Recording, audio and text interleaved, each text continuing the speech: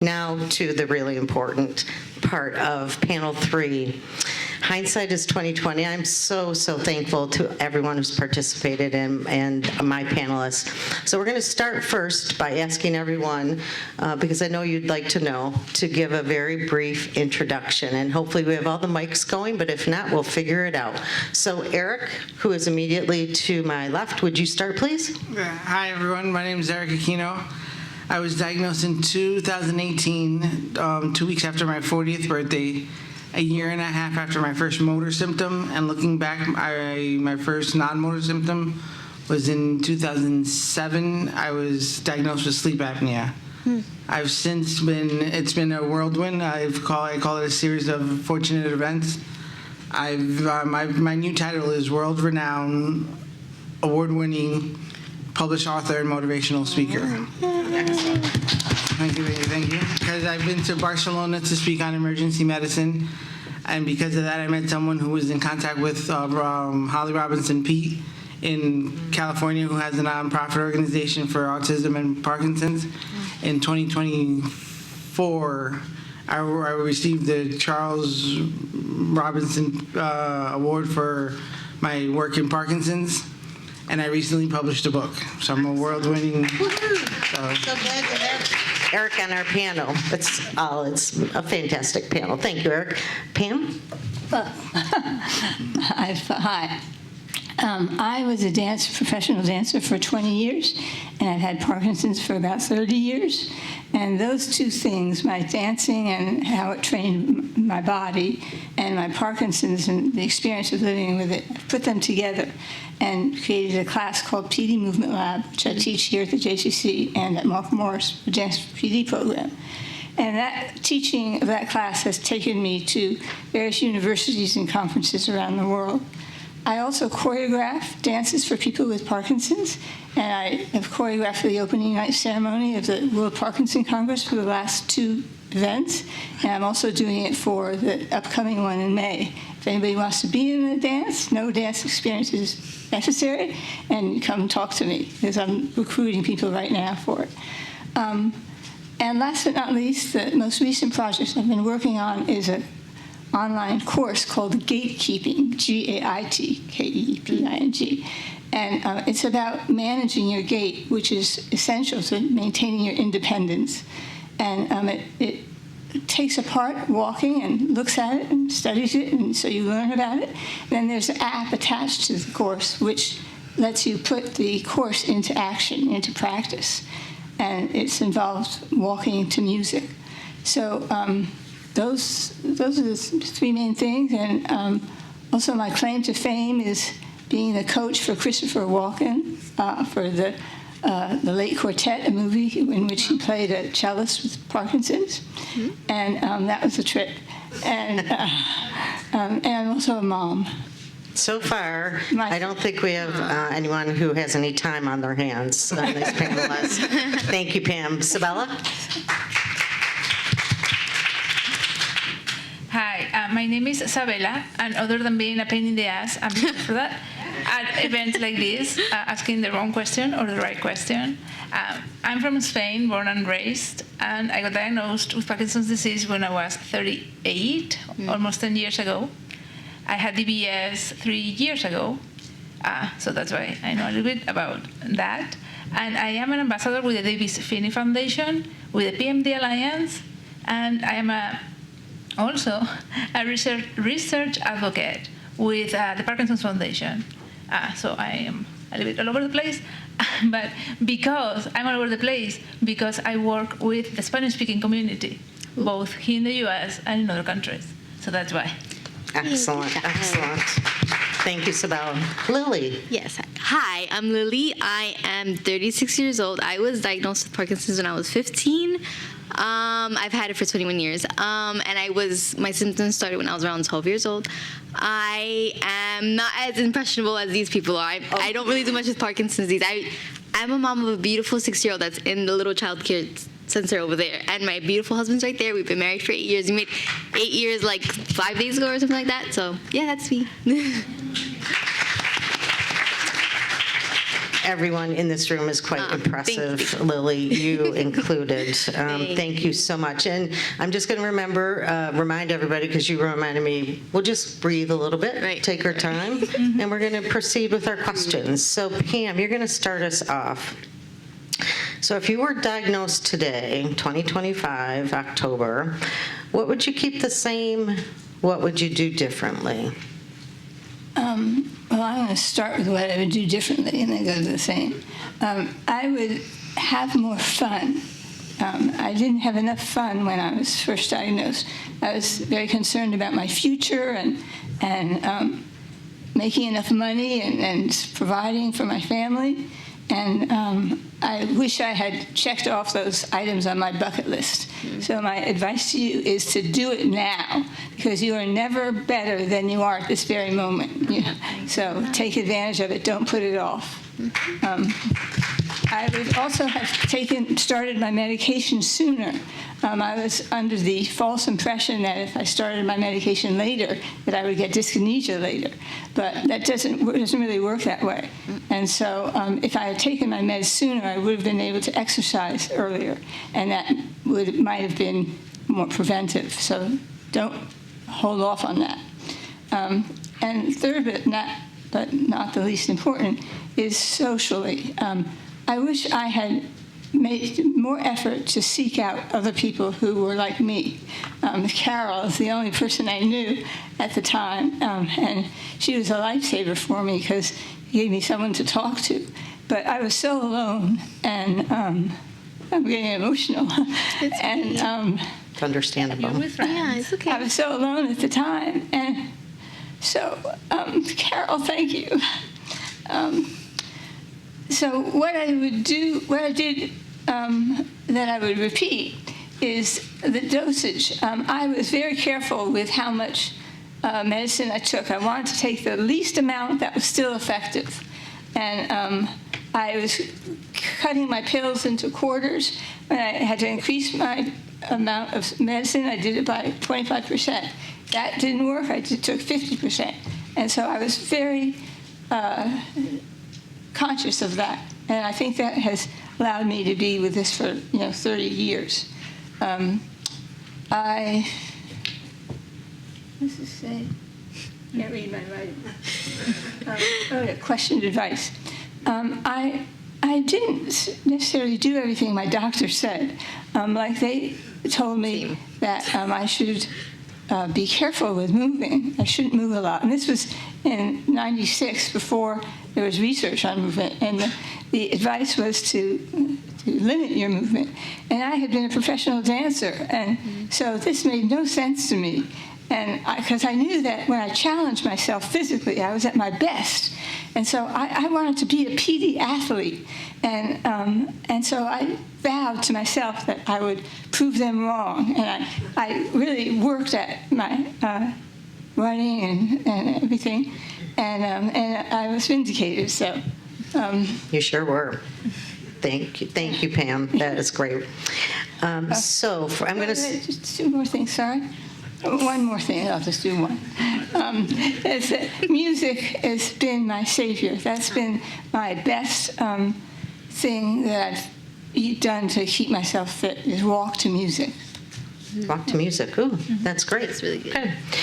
All right, so Eric, what advice do you usually give to people who've just been diagnosed? No doubt people call on you. What are you going to say to people just diagnosed?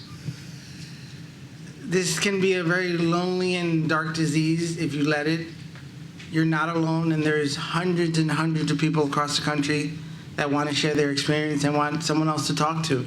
I had the opportunity of someone telling me to join a support group, and I say the word ignorant because I'm describing myself. I was so ignorant at the time. I told the person, I'm the happiest person you know. Why would I need a support group?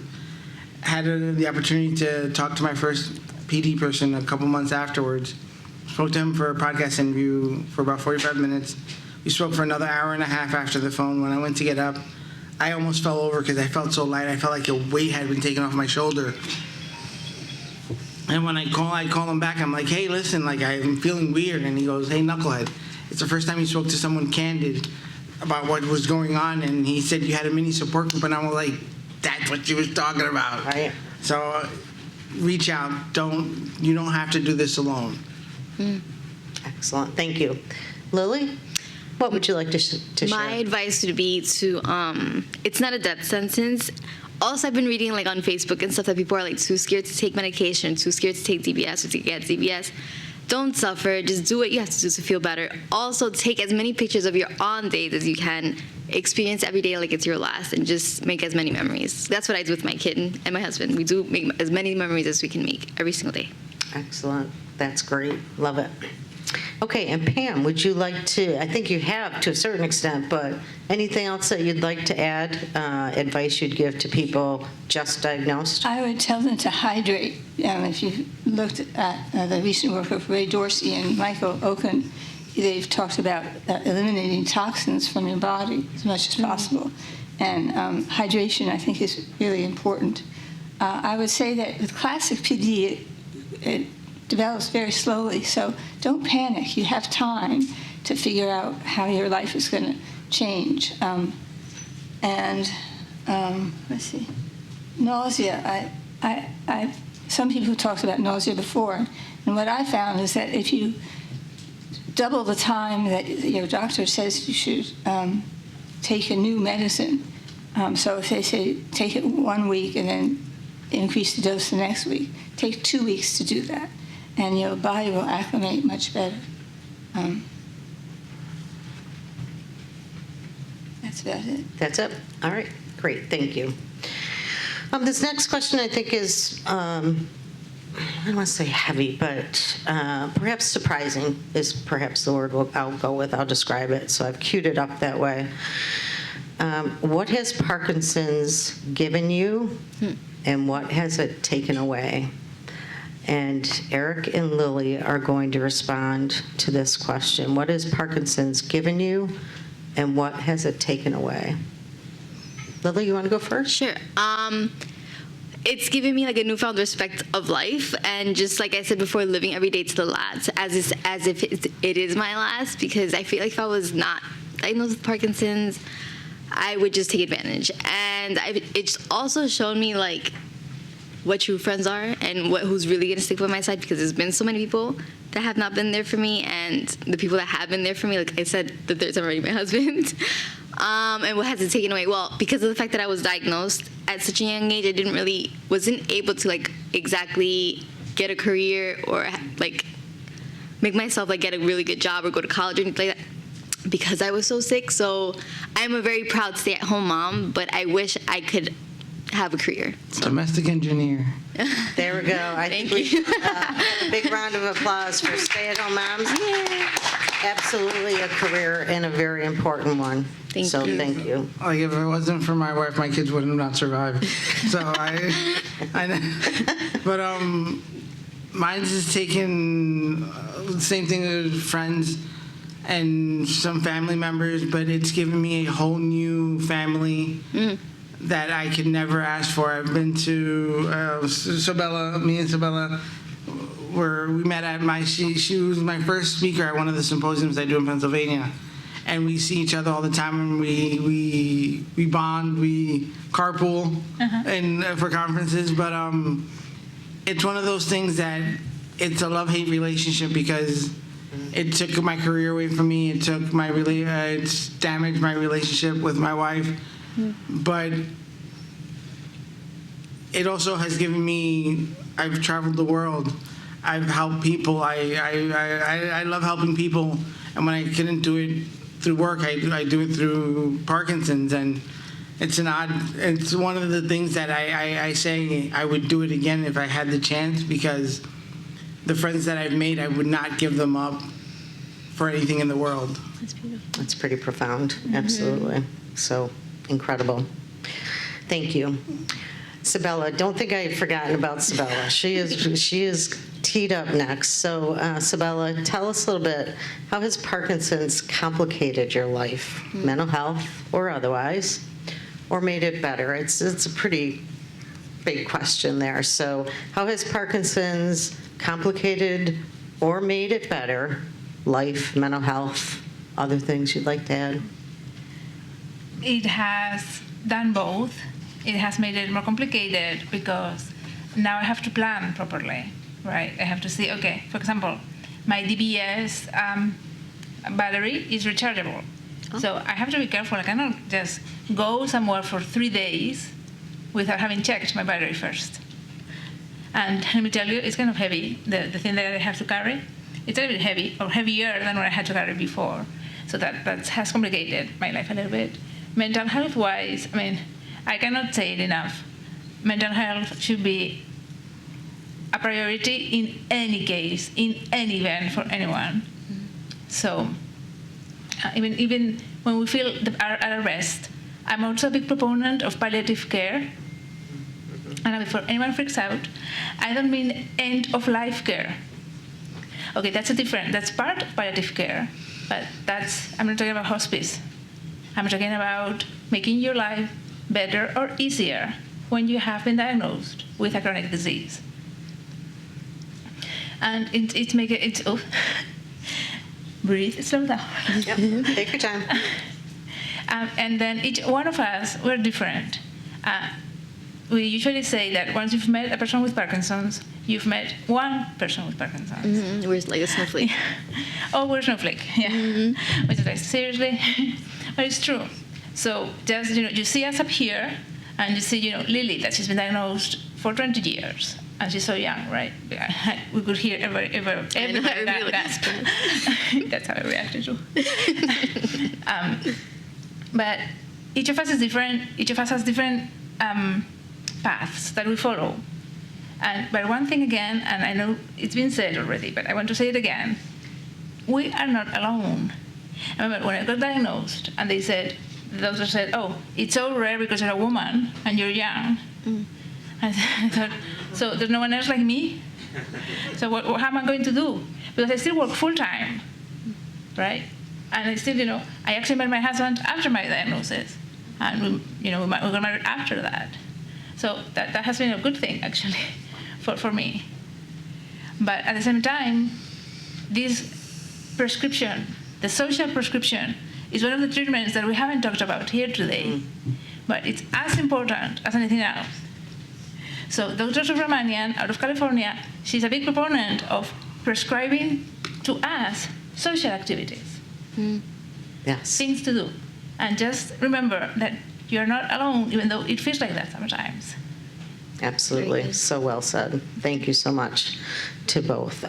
Eric, actually, you're going to comment on this as well. How has Parkinson's complicated or made it better life, mental health, otherwise? It's complicated everything because I describe getting diagnosed with Parkinson's in 2 ways. It's when we get diagnosed with Parkinson's, the doctor has a card, a 52-deck card, and he drops it. The deck has Parkinson's on it, and when he drops it, those are 52 symptoms that we all are going to pick up at the same time. But the way I pick it up is different from Sabela or Lilly, and that the way we pick it up, those symptoms are a journey, and the doctor manages our journey. That's the problem with Parkinson's, where we get frustrated because it's when we go to the doctor. I say I go to the doctor and update my medical chart, not to get advice from them, because they're waiting for us to say, hey, I'm having this problem, so they can course adjust for what we're doing.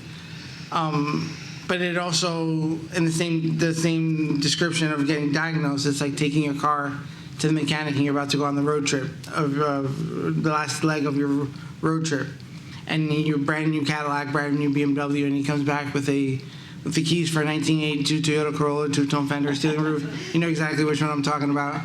And it says, this is your car, and you're like, no, I'm on my last leg of my journey. I need to get there, and the mechanic says, no, you will get there. It's just going to take you 20 years instead of 5. You're going to have to pull over at every red light, stop at every gas station.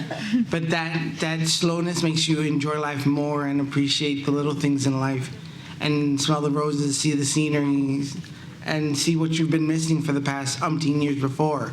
So it's a catch-22. Indeed. So much that you've articulated something that I've been thinking about, I think, almost all day, the catch-22 of Parkinson's. Pam, tell us how Parkinson's has surprised you. Well, upon diagnosis, I was surprised that there wasn't any movement person. I mean, it was called a movement disorder. I thought there would be someone to tell me how to move, and there wasn't anybody. And I think that dancers and athletes, people who are really familiar with their bodies, would be a really good group of people to draw on to develop a basic movement course that people go to upon diagnosis, that they get immediate help from PTs or OTs that are informed by those of us who have physical backgrounds. I was surprised that it was called a movement disorder, because it's so much more than that, and that should go out right now. It's a systemic disorder. It's not a movement disorder. I was surprised that everyone that could be treated isn't treated. That didn't really surprise me that much, but it's something that we need to continue to work on.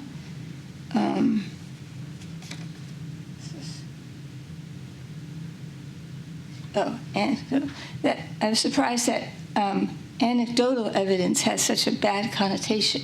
That's how we find out ideas, and anecdotal information is really important information. So when you go to your doctor, make sure you describe in detail as much as you can about what's going on, because if they hear certain things enough times from different people, it can turn into something.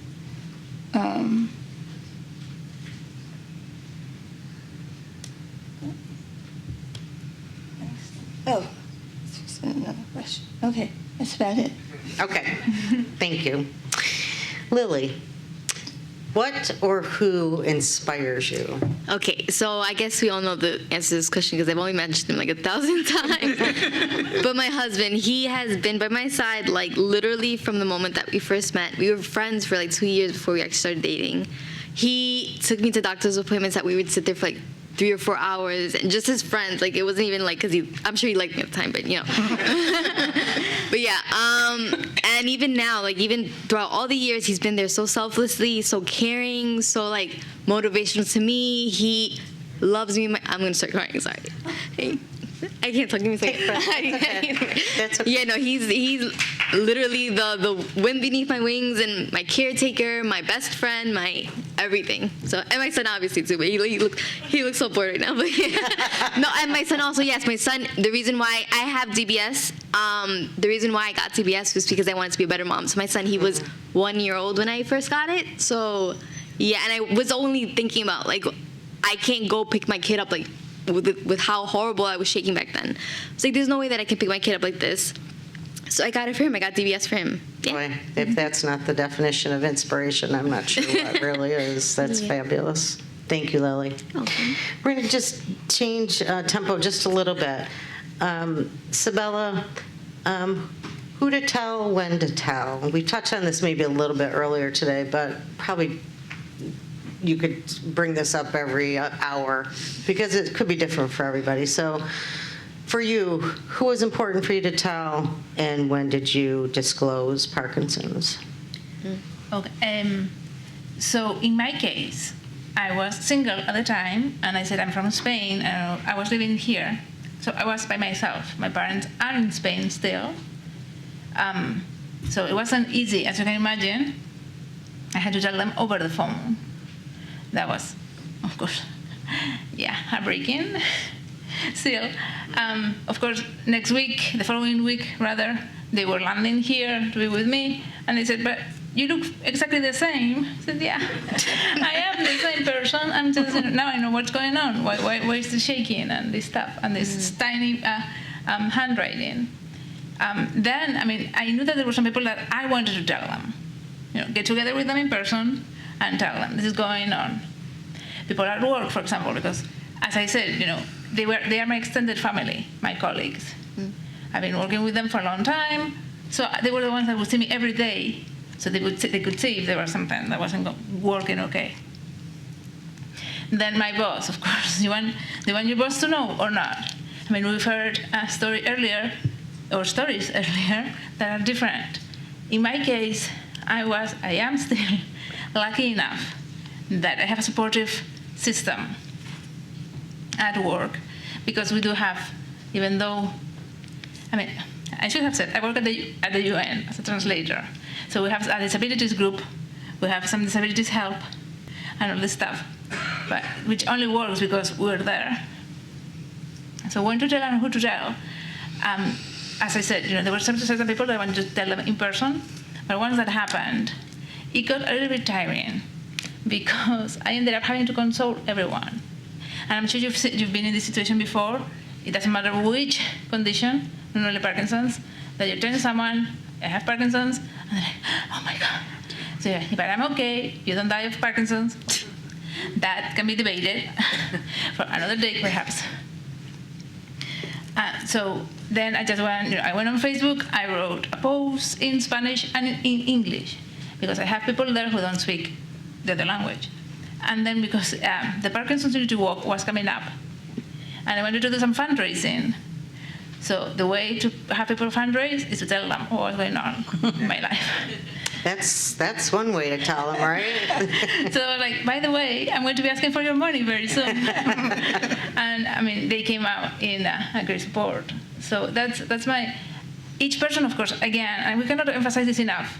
Each person will have a different way to say it, to share it. Some people might feel that they need to hide it for whatever reason. That's each person's own decision. It doesn't matter who's around you. It doesn't matter what people say. It doesn't matter if you're a woman. It doesn't matter if you're a man. It doesn't matter what you do. But just remember that once you come out, the Parkinson's closet, and if you start getting active, like all of us, then you start seeing that really you are not alone. Correct. I was lazy when I told people I worked, because I worked at an Amazon warehouse and I was the safety person, so I knew everybody. So I did two things. On the back of my safety shirt, I wrote shaky. And then I got a T-shirt that said, my eyes are up here, I have Parkinson's. Because every time when I get frustrated, my hand would posture, and they would look at my hands, and I'm like trying to talk to them. So I got the shirt that says, my eyes are up here, I have Parkinson's. It made it a lot easier. And again, why do you have shaky on your shirt? And I would look at them, I'm like, or why do you have shaky on your wrist? I'm like, because I have Parkinson's, I shake. I'm like, look at me, like. And they're like, that's horrible. I'm like, yeah, but it's funny. So I made a big joke about it, and it was great. And that graphic art did the job for you, right? Oh, yeah. Because you see people from far away, they'd read them, they're like, and like when they got to the Parkinson's, their eyes would open up, and then they look up, I'm like, hi, how are you? So this is going to be the last question, and I'm going to pose this to everyone. Hopefully we have time, because we are going to get to audience questions as well. But I think in some ways it's kind of a cool way to end the panel process here. So tell us what you think. What do you do to make others, in other words, people without Parkinson's, feel comfortable when they're around you? So I'll start, Eric, and I'm going to go down. When I get to talk to them, I ask them, because I like I said, I use comedy, so I ask them, why does Michael J. Fox make good milkshake?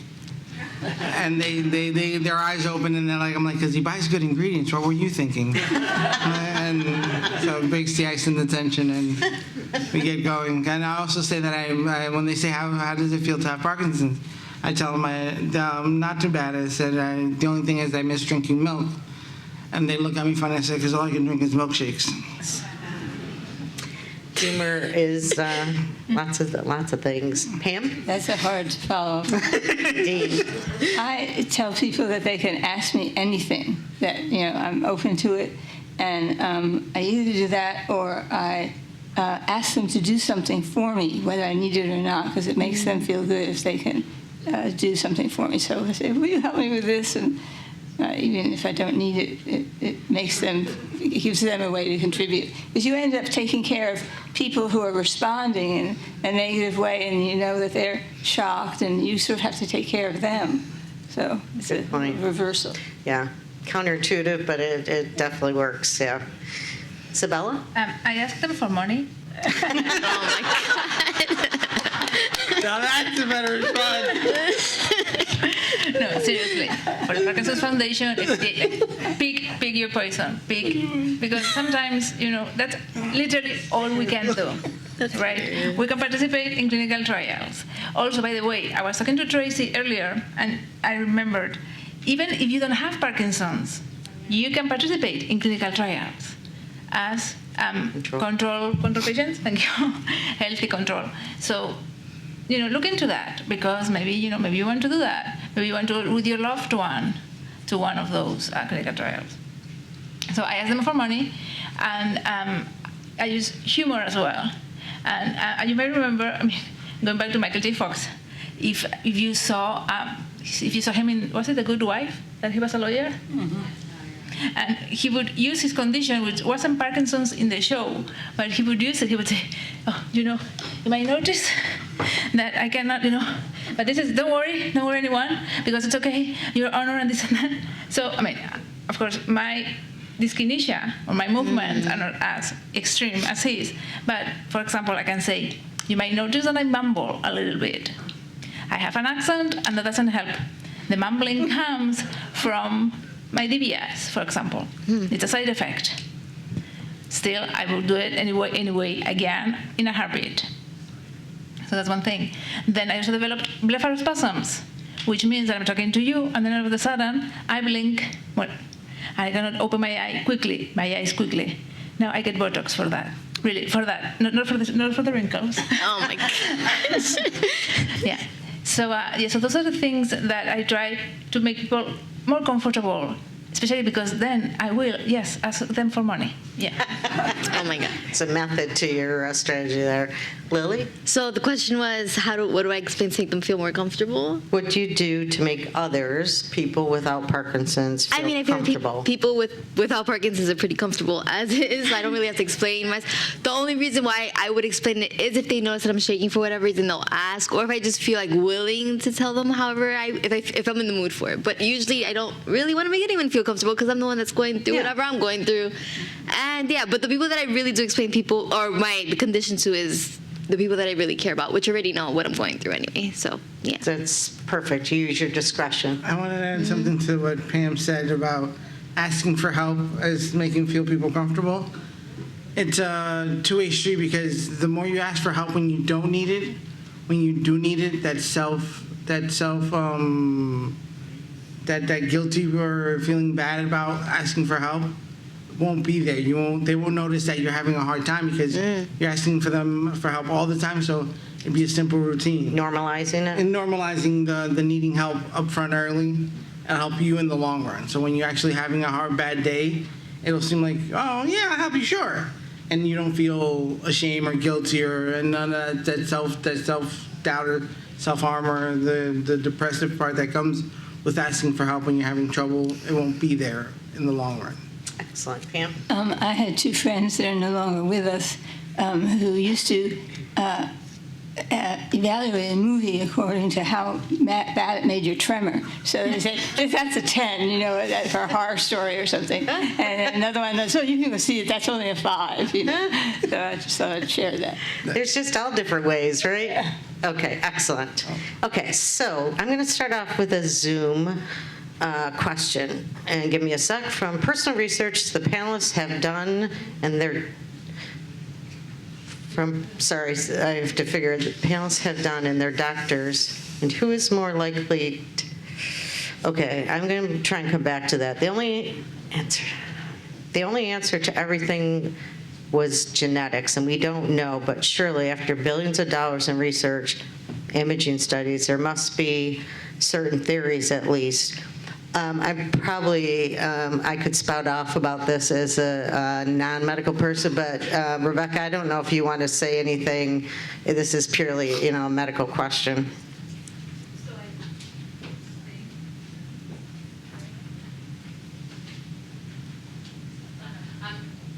I think the question is how. So from what I'm trying to interpret here, lots of money spent on genetics. There must be a certain theory, at least, about genetics and Parkinson's, I believe, is a question. Sure. Okay, so There are about 20 genes that have been identified that have increased risk of Parkinson's disease. Many of them are on the PD generation panel that Nancy was mentioning. And so the efforts of Parkinson Foundation and many, many other consortiums across the world to try to genotype people with Parkinson's and try to figure out the connection between genetics and Parkinson's has very interestingly led to the conclusion, or the fact at this point that about 10 to 15% of people carry one of these mutations. The assumption was that if you're going to genotype 26,000 people, that number is going to go up. That it started at 10 to 15%, but then we're going to find all these other genes. But that actually hasn't been so much the case, which is very, very interesting. So it really remains at about 10 to 15%. Which means there's 85% of risk which is not accounted for in genetics. So this is a kind of new way of looking at the world. So the questioner who is questioning what have we concluded, well, that's what we've concluded. Now that sort of asks the question, okay, what's this 85% other risk? And that's the huge question now.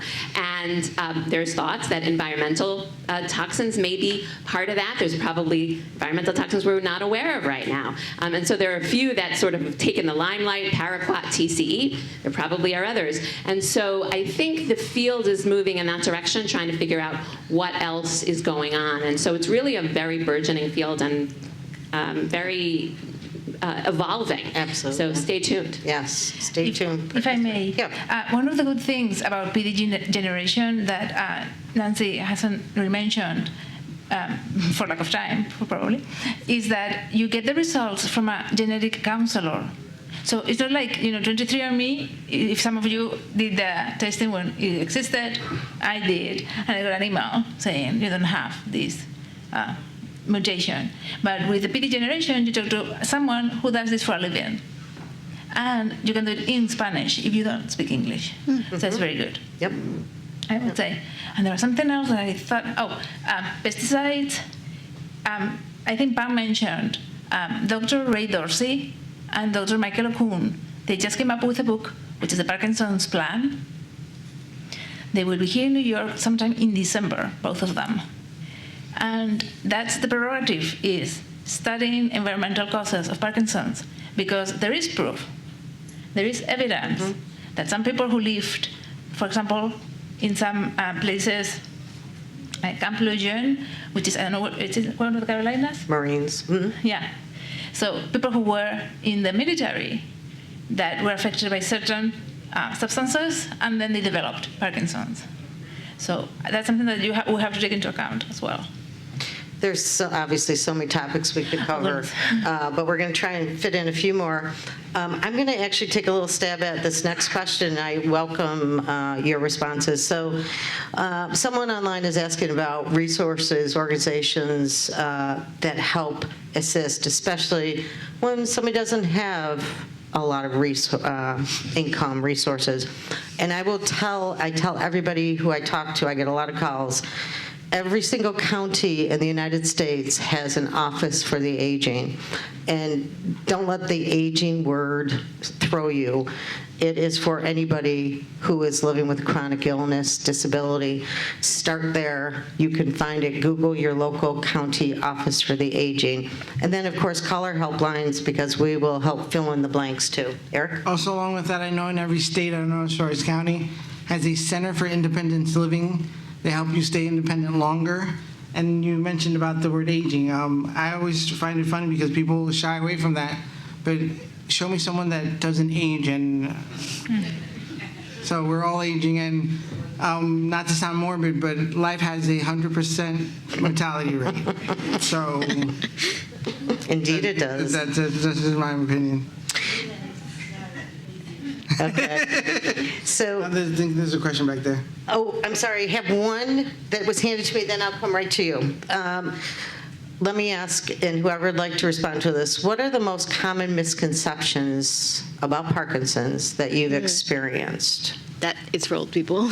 That it's for, quote, old people? Yeah. Man. I think we know that is not the case. That it has to have a tremor. Right, right. That it's only tremors. Any others? I'm sure there are more.